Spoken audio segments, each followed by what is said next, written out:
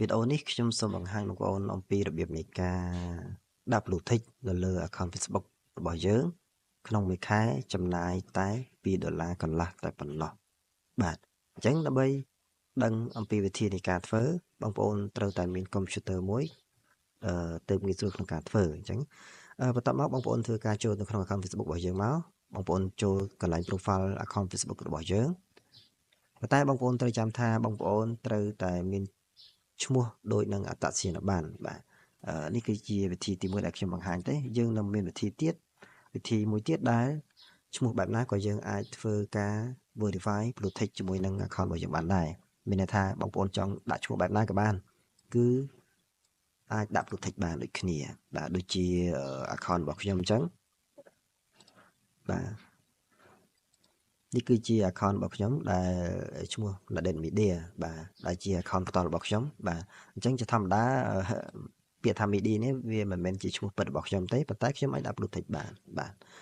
ប៉ុន្តែវិធីនេះគឺខ្ញុំគ្រាន់តែបង្ហាញបងប្អូនអំពីរបៀបនៃការដាក់ blue tick ជាមួយនឹង account Facebook ដែល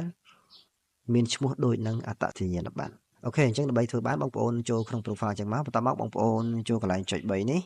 បាទដើម្បីទៅរកពាក្យថា Meta Verify បងប្អូនចុចកន្លែងពាក្យថា Meta Verify នេះមកបាទបន្ទាប់មកបងប្អូនធ្វើការចុចនេះទៀតបាទយកពាក្យថា Pay to Get បាទអញ្ចឹងជាធម្មតាគឺយើងនឹងធ្វើការចំណាយក្នុងមួយខែ$11.99សេនអញ្ចឹងសួរថាតើយើងចង់ដាក់អត់មួយខែចំណាយដល់ច្រើនដល់ប៉ុណ្ណឹងខ្ញុំអត់ចង់ឲ្យបងប្អូនចំណាយច្រើនដល់ប៉ុណ្ណឹងទេគឺយើងចំណាយក្នុងមួយខែត្រឹមតែ$2កន្លះតែប៉ុណ្ណោះឬក៏$2.40ជាងអីហ្នឹងឯងវាទៅតាមលុយដែលឡើងចុះតែជាទូទៅគឺខ្ញុំភ្ជាប់ជូនបងប្អូនរបស់យើងគឺក្នុងមួយខែ$2.43សេនឬក៏$2.44សេនអូខេបន្ទាប់មកបងប្អូនធ្វើការចុច Pay to នេះមក Get នេះមកបាទអញ្ចឹងកន្លែងនេះគឺយើងត្រូវដាក់លេខ Visa Card របស់យើងអញ្ចឹងបងប្អូនដែលគាត់មាន Visa Card គឺគាត់ដឹងហើយថាអ្វីទៅគឺជា number card ឬ account number ហ្នឹងឯងគឺលេខ Visa Card របស់យើងបាទអញ្ចឹងបន្ទាប់ពីដាក់ Visa Card ឬក៏ខែឆ្នាំផុតកំណត់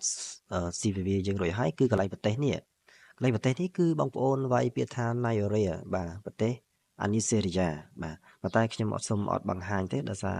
ដើម្បីកុំឲ្យមានការប៉ះពាល់ដល់បងប្អូនដែលគាត់មានសេវាកម្មខាងហ្នឹងអញ្ចឹងបងប្អូនអាចធ្វើការស្វែងរកដោយខ្លួនឯងបានឬក៏អាចធ្វើការឆាតទំនាក់ទំនងមកខ្ញុំបានផ្ទាល់ក៏បានដែរបាទអញ្ចឹងបើសិនជាបងប្អូនយកប្រទេសកម្ពុជាអញ្ចឹងក្នុងមួយខែវានឹងធ្វើការកាត់ក្នុងមួយខែ$11.99សេនប៉ុន្តែបើសិនជាបងប្អូនចុចជ្រើសរើសប្រទេសផ្សេងបាទប្រទេសផ្សេង